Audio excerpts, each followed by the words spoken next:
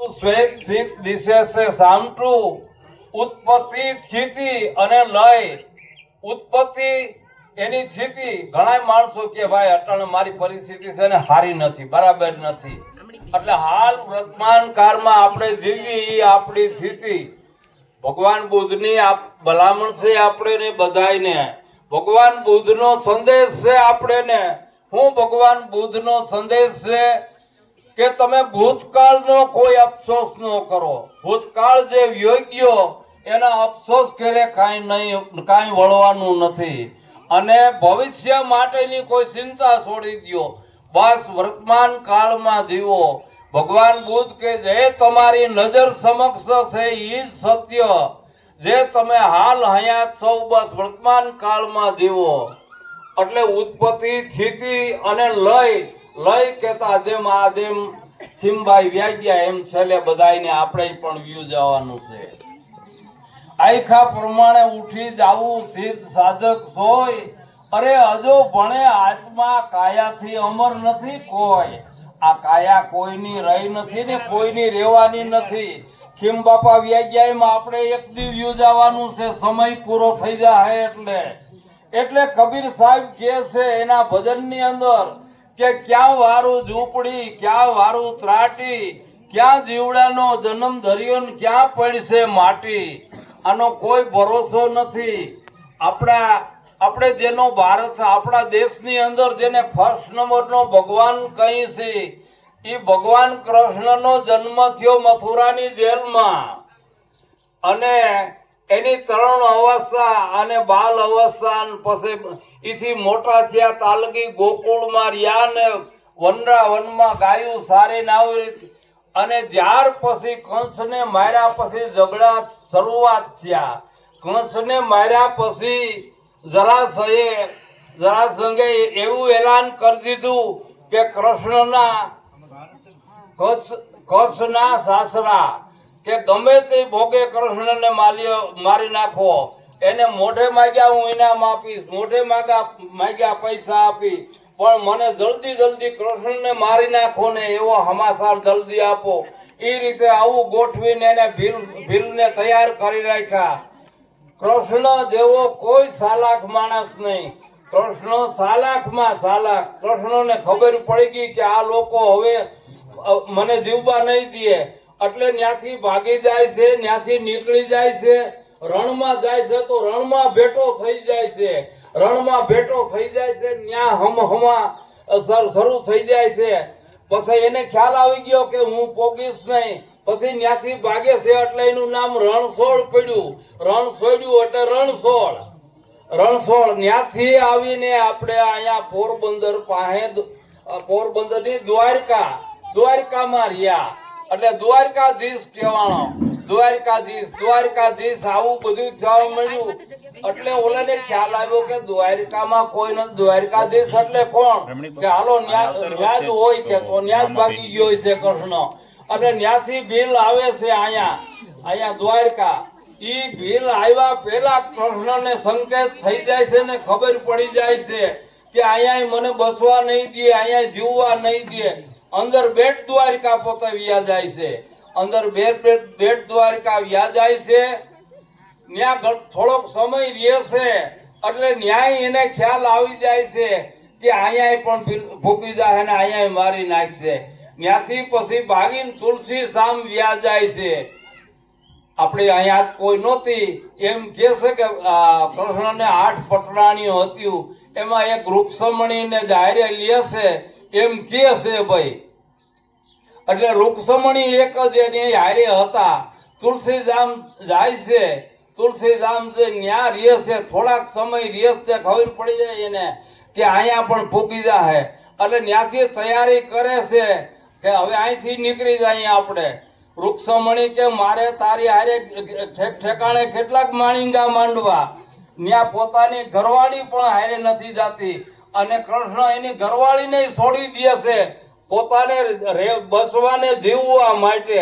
ત્યાંથી કૃષ્ણ ભાગે છે. એ સમયની અંદર નગરું જંગલ હતું, કોઈ શહેર ને એટલો નતા. એ સમયની અંદર હાલતા જંગલમાં કોઈ વનફળ મળે એ ખાઈને ક્યાં એમ કરતા ભાલકા તળાવ પાસે આવે છે ને પાણી બહુ જોઈ છે, પાણી જોઈ છે એટલે એકદમ ચોખ્ખું પાણી, માલકોર મોતીનો દાણો પડ્યો હોય તો દેખાય. એટલે ઓલા ફળ થોડા જાજા ખાધા તા, પાણી પીધું. પાણી પી અને કે હવે થાકે એટલો સીડ્યો તો એને કે હું જરાક આરામ કરી લઉં. આરામ કર્યું તો ભીલનો ભેટો થઈ ગયો ને ભીલે બાણ મારી દીધો.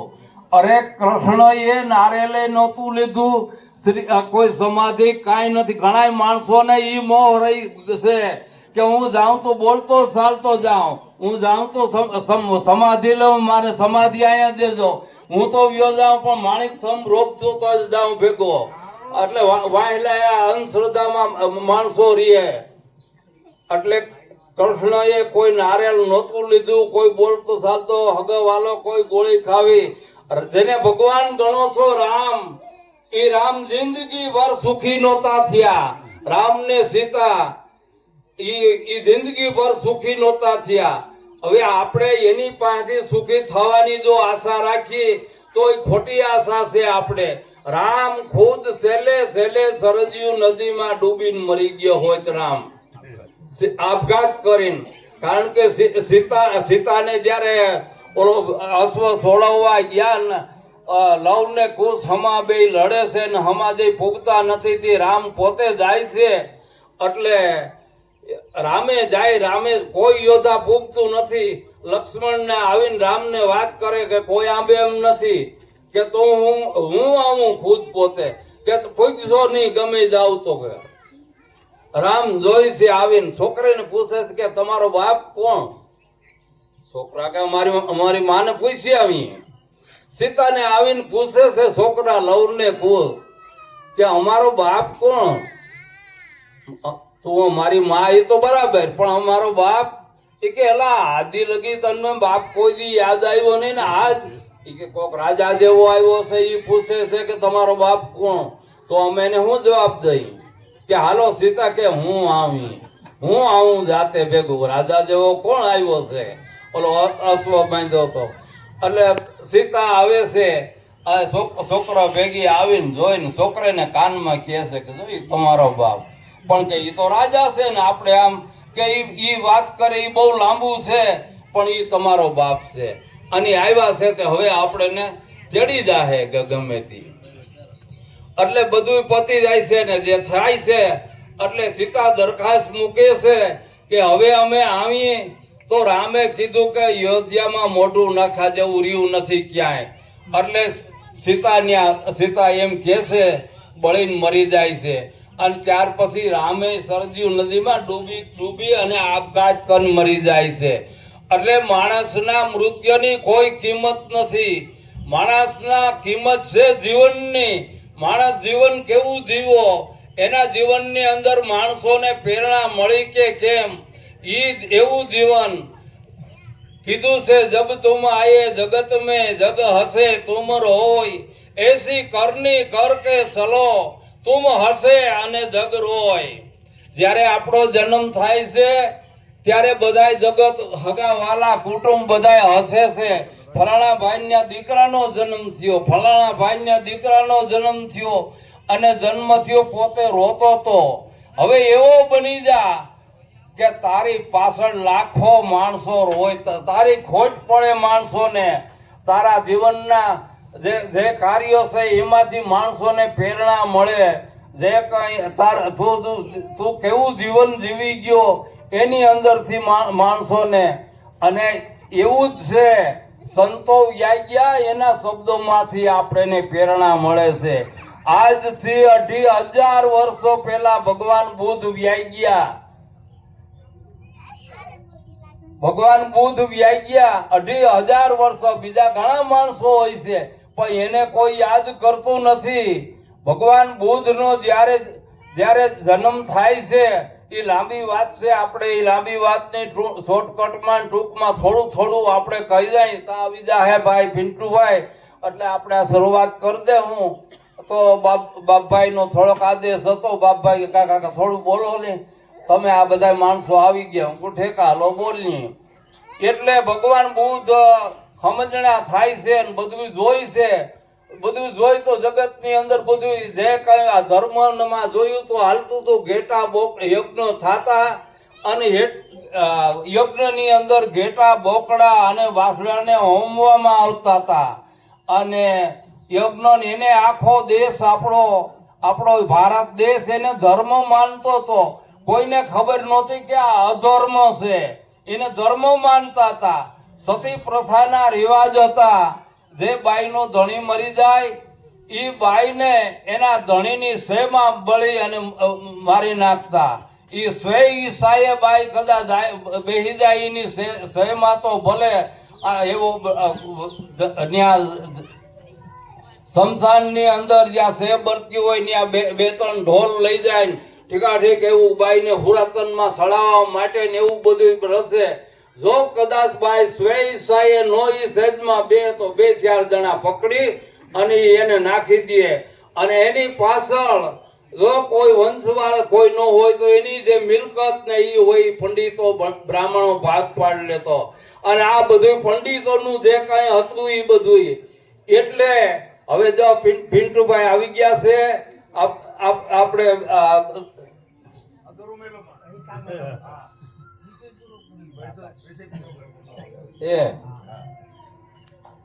એટલે પછી જે કઈ સતી પ્રથાના રિવાજ હતા એ સતી પ્રથાનો રિવાજ બંધ કરનાર રાજા રામ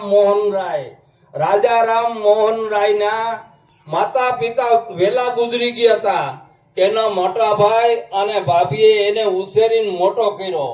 રાજા રામ મોહન રાયને એ મોટો ખૂબ થયો ને એનો મોટો થયો, ઉંમરલાયક થયો, બધું જે કઈ અને એના ભાઈ ઓફ થઈ ગયા. એટલે એની ભાભીને એને સતી થવાનો વારો આવ્યો. શમશાનમાં લઈ ગયા હોય, ઢોલ વગાડ્યો એટલે રાજા રામ મોહન રાયે પહેલા પહેલ કરી કે મારી ભાભીને મરવા નહીં દઉં. મારી ભાભી તો કહું છું પણ મારી માં જ છે, મને માની જેમ હાંચવો છે. એટલે કે આ બધાય જે કઈ કરી ગયા રિવાજી બધાય કરી ગયા ભલે, પણ કે હું અહીંથી એ શમશાનમાંથી રાજા રામ મોહન રાય એની ભાભીને પાછી લાવ્યો અને એને રાજ અને સતાન કાયદો કરાયો કે સતી પ્રથાનો રિવાજ બંધ. ત્યાંથી સતી પ્રથાનો રિવાજ બંધ થયો. પછી દીકરા જન્મે તો દીકરાને દિવાળે ને દીકરીઓ જન્મે તો એના દૂધને કુંડામાં ડુબાડી અને મારી નાખવામાં આવતી.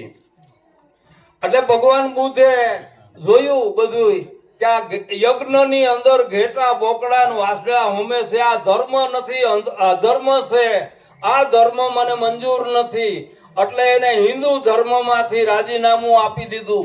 હિન્દુ ધર્મ એને છોડી દીધો કે આ મને મંજૂર નથી. અને યજ્ઞની અંદર જો ગાનો 12 વર્ષે 99 ગળાવ્યા, 99 નીરનો નીસરા કે તેડાવો દાણો ને તેડાવો દોશીડા જુગતે જોવરાવો કે જાણતર દોશીડો એમ કરી બોલ્યો કે દીકરો ને વહુ પધરાવો. આ જે કઈ જૈદ બાપા કહેતા એટલે ઈ પ્રમાણે આપણે કહીએ છીએ. ઈ અભયસંગ ને એની ઘરવાળી હતી વાઘેલી. એટલે અભયસંગ ને બોલાવે છે કે અભયસંગ ને કે દાદાજી બોલાવે એટલે આવીને કે બોલો બાપુજી કે શું મારું કામ પડ્યું કે બેટા જાણતો દોશીડે એમ કરી કીધું દીકરોને વહુ પધરાવો એમ કીધું. એટલે તરત જ બોલ્યો કે મને હું પૂછો છો પ્યારકી જણીને પછી 2 જણાને એમાં હોમી દે છે આ પાણીને નામે. આ નર્મદા કે આ કેનાલું આવી ગયું અટાણે તો કાંઈ ઉંદડ્યો ક્યાંય હોમવો પડતો નથી. પાણી આખો બધા નીલું થઈ જાય છે. એટલા દુકાળ ને એવું કાંઈ રહેતું નથી. તો આ બધી જે પંડિતોની પોપ લીલા ને આપણે અંધશ્રદ્ધા રાખવા માટેનું ધર્મગુરુ અને રાજકારણિયા જેમ પ્રજા અંધારામાં રહે એમ એને મજા આવે. રાજકારણિયાને રાજ કરવાની મજા આવે. જેમ પ્રજા અંધારામાં રહે એમ એને મજા આવે. અને ધર્મગુરુને પૂજાવાની મજા આવે. બાપુ થઈ જવાની મજા આવે.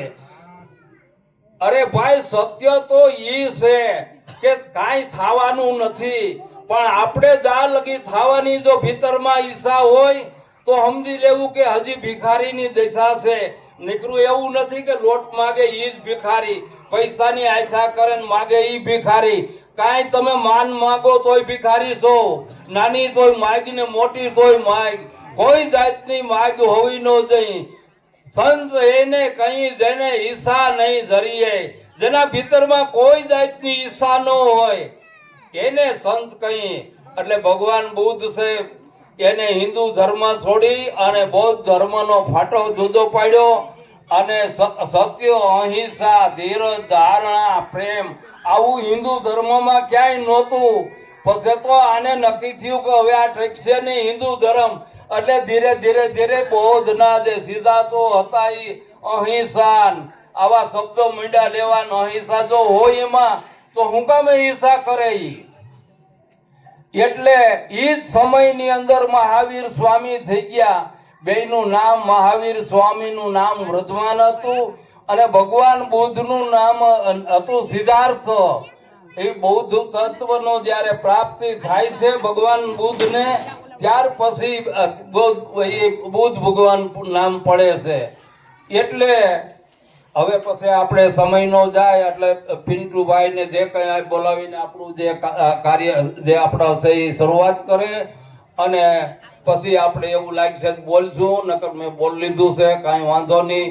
અને જે કઈ કોઈને બોલવાની ઈચ્છા હોય, જે કઈ માણસો આપણે ભાઈ મંત્રી સાથે ગુસિયાથી આવ્યા એ આપણે ભાઈ હોનાબેન ના ભાઈ ખીમભાઈ ના હાલા ડાયાભાઈ સાહેબ ઈ પણ બોલવું હોય, બીજા માણસોને જે કઈ ભલે બે શબ્દ જેને કઈ શ્રદ્ધાંજલિ રૂપે બોલવું હોય એ નામ નોંધાવી દે. અને હવે કાર્યક્રમની શરૂઆત કરીએ છીએ. પિન્ટુભાઈ હવે ઊભા થાય અને આ શરૂઆત કરે. સદગુરુ મહારાજની જય. આપણે બધા જાણીએ છીએ એમ ખીમજીભાઈ મેઘાભાઈ ગોહેલ આપણી વચ્ચેથી દિવંગત થયા છે, મતલબ મૃત્યુ પામ્યા છે. એમને શ્રદ્ધાંજલિ અર્પવા માટે આપણે સૌ સગા કુટુંબ મિત્રો, પંચભાઈઓ, ગુરુભાઈઓ બધા અહીંયા મળ્યા છે. આજનો આપણો જે કાર્યક્રમ છે એ માત્ર એક સમજણનો વિષય છે. જેમ મારી પહેલા પીઠા બાપાએ સમજણની વાતો કરી અને છેલ્લે વિધિની વાતો કરી. ના ના ખાલી એમાં રાખી દીધી.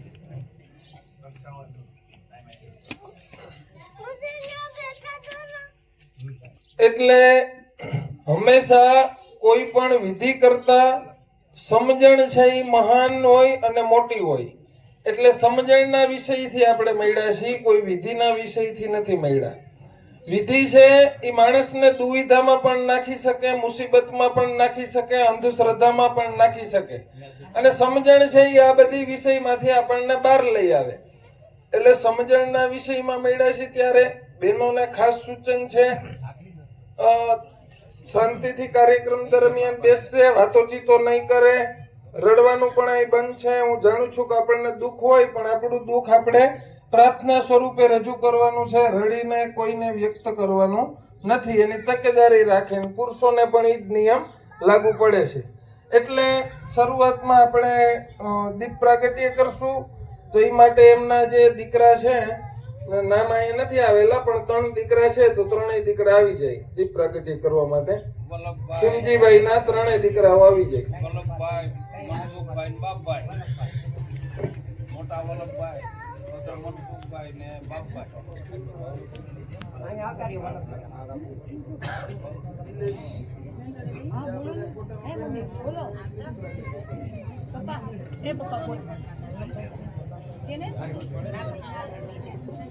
કાજલ એક કાજલ શ્રદ્ધાંજલિ આપે ને એ નજીકથી આમાં લઈ લેજે, 3 પાઈ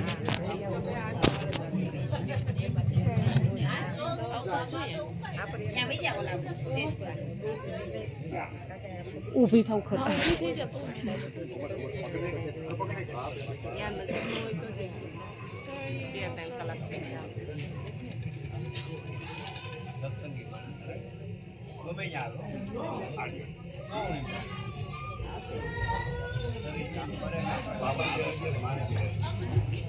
એ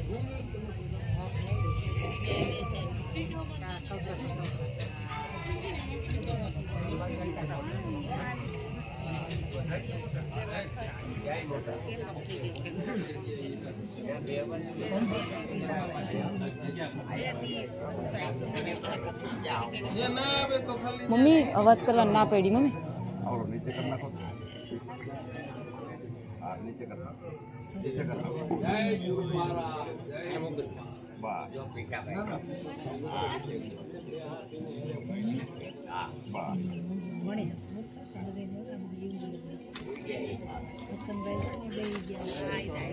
એક ટેપ લઈને આ ચોંટાડી દે. બરાબર. એ હા હા ફોટો પડી જાય હો. નહીં પડે.